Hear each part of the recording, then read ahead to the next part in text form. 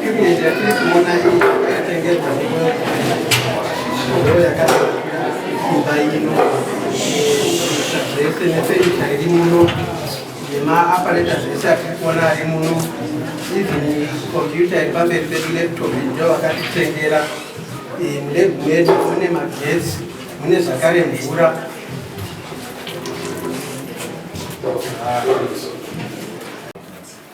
tiri mablocks tu atakomishina anowanikwa pachikoro zvinochimana pano pamakwe secondary school nepachakowa secondary school.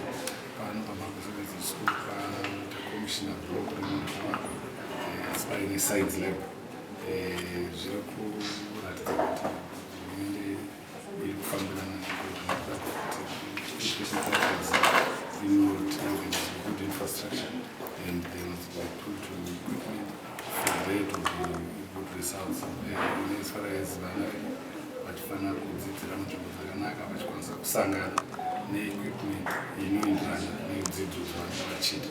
So tiri kuonazve kunaka kweenvironment iri kucreatwa nehurumende inotungamirira nadhokta Rambudzonaka.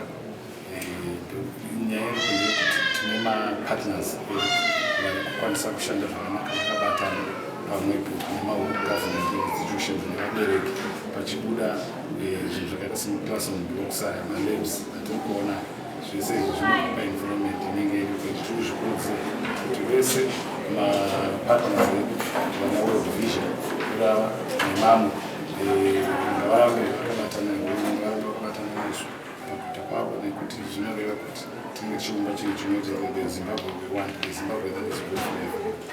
Thank you. Ndinoitwa Colin Mutswa, headmaster Makwe High School.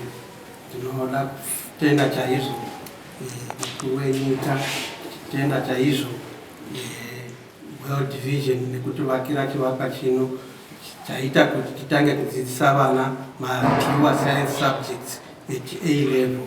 Iyi budiriro yakakosha chaizvo in line our heritage based curriculum to improve science subjects at A level.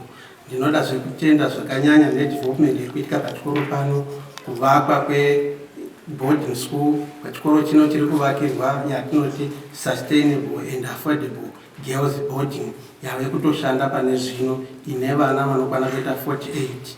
Iri budiriro iri kuratidza kuti tiri kucherechedzwa pamuono wemukuru wedu wenyika wekuti leaving no one behind and no place behind. Boarding school yakatanga kushanda 2022.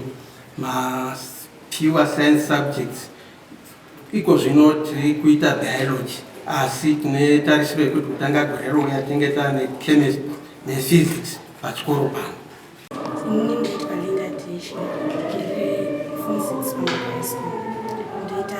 Sciences is a subject.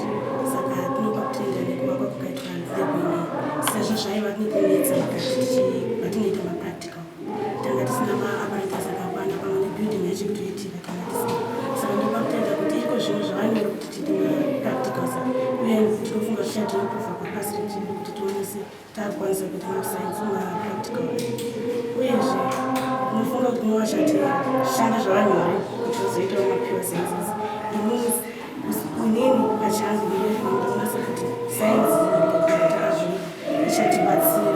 ichandibatsira pakuti ndigoziva nekukwanisa kuita practical panjira.